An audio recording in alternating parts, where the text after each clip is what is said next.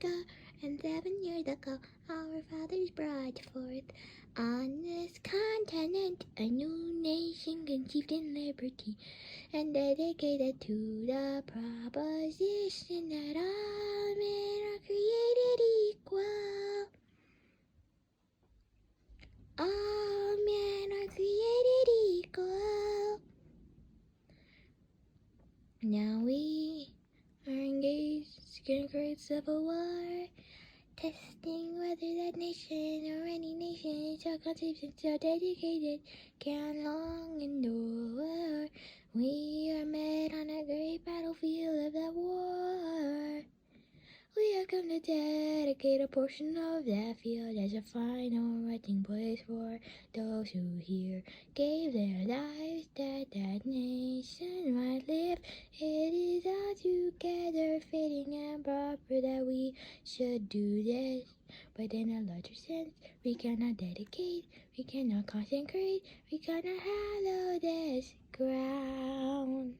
Brave men, living and dead, who struggle here have consecrated it far above our poor power to utterly track the world. Will a little note nor long remember what we say here, but it can never forget what they did here.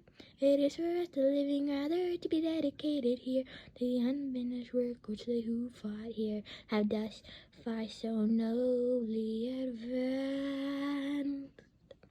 It is rather for us to be here dedicated to the great task remaining before us, that from these honored dead we take increased devotion to that cause for which to give the last full measure of devotion, that we here highly resolve that these dead shall not have died in vain, that this nation under God shall have a new birth of freedom, and a government of the people, by the people, for the people, shall not perish from thee.